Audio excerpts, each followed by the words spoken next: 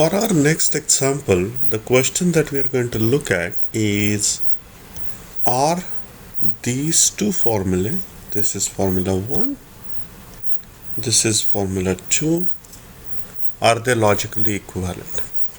Note that the symbol here is logical equivalence and it's not implication.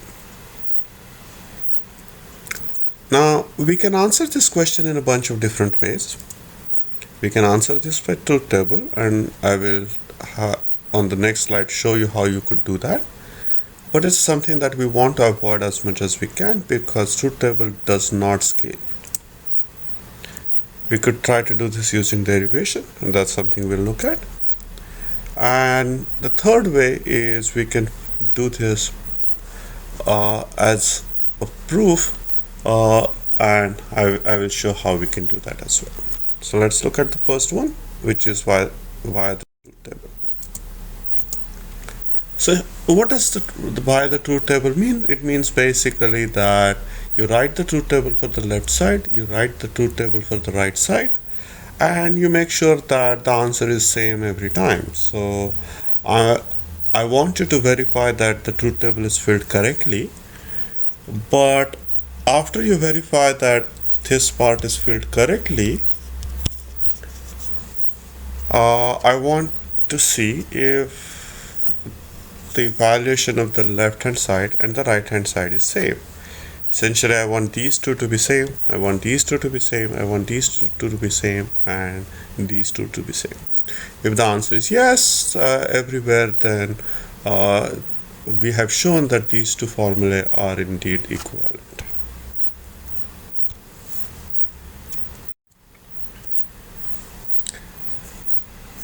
The other approach is, or the second approach is derivation method. What we are going to do in the derivation method is we are going to start with one formula. We are going to simplify as we can, and our goal is in the end to come up with the formula on the other side. Generally, we start with the formula that is more complex, because if I have a formula that is more complex, I could simplify it to get to something that I need. Whereas if it's simple, then I will have to add something to it, and it's hard to sort of guess what I need to add. Okay, so let's start. So here I have the formula on the left. This formula is basically same as this one. And now I'm going to apply the rules that we learned in one of our earlier modules. So let's look at what we are doing here. Here I'm taking a formula that is of the form A implies B. I can write it as not A or B. Wonderful. So in this case, this is my A, this is my B. So I'm going to write not of A, not of whatever was inside A, or B left as is. Verify that the formula that I have written is actually doing exactly what I said I'm supposed to be doing.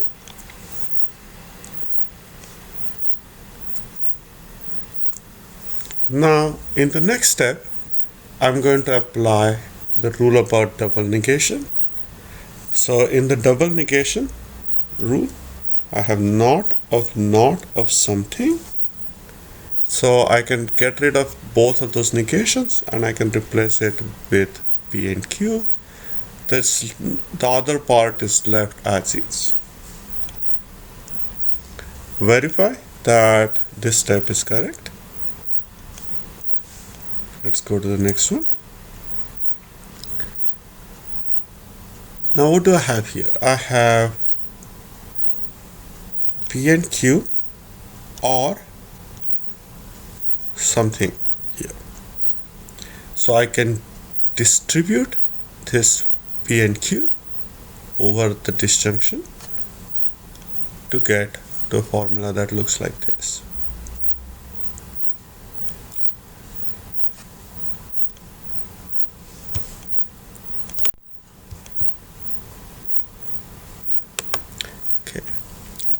So what I want you to do in each step is I want you to verify, or rather identify, what rules I'm applying at what step. But essentially what I'm doing is I'm applying some of the rules that we learned earlier, like De Morgan's law, rules for implication, etc. And every time I'm replacing some subformula by an equivalent subformula. I keep doing this eventually till I get to what I want, which in this case is the formula on the right hand side.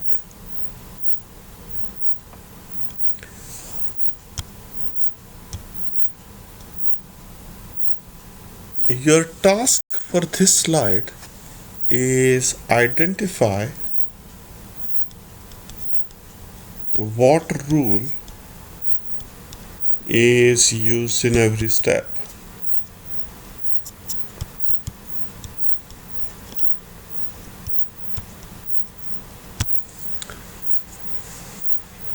And this is something that we would discuss in class, but I want to make sure that you have identified the rules for every step before you get into the class. Feel free to use Piazza if there are some questions you have about how I applied what rule at what step, but it should be fairly straightforward. It would help to have the formula themselves in front of you so that you can see what's going on.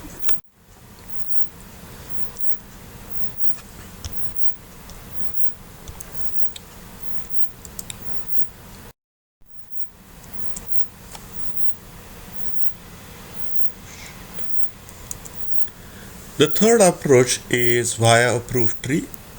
So let's say we have the formulas S and R that we want to show to be logically equivalent. Then to do that, it suffices to show that S logically implies R and R logically implies S. The first proof is this is going to be my premise S, my conclusion is going to be R. In the second one, my premise is going to be R, conclusion is going to be S. But essentially what I have to do is I have to write two proof chains such that in the first one I start with premise S, end with conclusion R, and in the other one I do exactly the opposite. So in this case we have S, which is the formula that we have over here. It's a big formula. R is not P or Q. Let's look at how we can do this via the proof chain. So here we are going to look at the first logical implication, where we have this big formula implies this little formula. So this is one proof chain for this. I start with the premise. The second thing I have written is P. This is because of the fact that our conclusion is essentially P implies Q. So if P is false, then the conclusion is guaranteed to be true. So I can assume that P is true. The next step, I'm going to write not Q implies Q. How did I get this step? Well, the way I got this step is I have guaranteed that P is true. Then I'm going to put P is equal to true in this and see what happens. So if P is true, then true and Q is same as not. True and Q is same as Q, and I have a not outside. If P is true, not P is false, that means I can write false or Q, which is Q.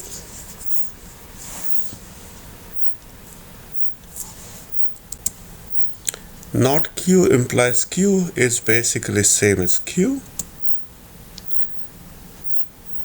If I have shown Q, then I can is same as showing false or Q, and I can do this.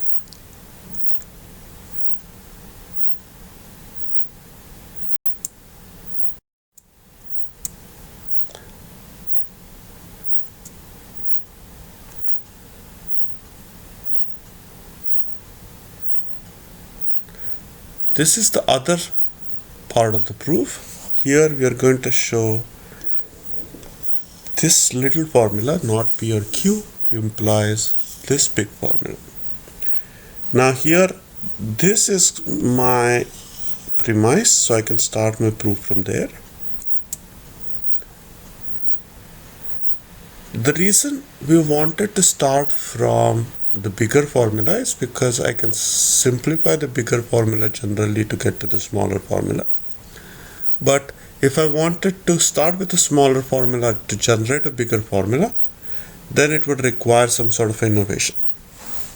So if I have not P or Q, then from here I can conclude that not S or not P or Q. The reason I can do that is essentially I have a rule that says X implies X or Y. So this is my X and this is going to be my Y.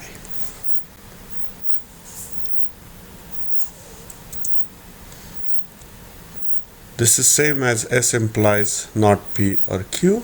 This is the definition of implication. Now this statement is true no matter what S is, and one particular thing that I could put in place of S is not of P and Q, and that will complete the proof that I needed. So I have established two parts.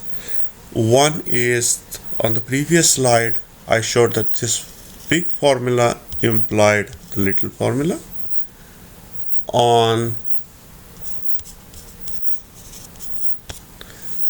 this slide we showed this little formula implies the big formula. That means we have showed that both are logically equivalent.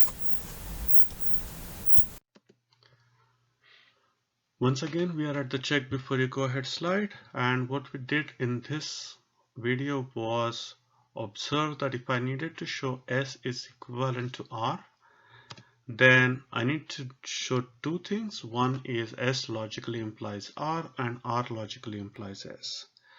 Both are proofs in the same type of proofs that we have been seeing so far, except that each proof will have different hypothesis and conclusion.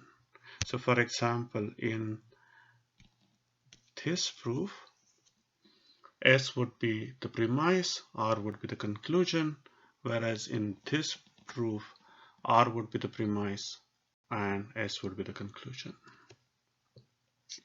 For complex problems that we see in practice, generally this is a more applicable method as opposed to derivation method that we saw earlier. The derivation method works well for small formulae, but when the formulae become large with 50, 100 variables, that's when the derivation method is not as easy to use, whereas the proof method is more general.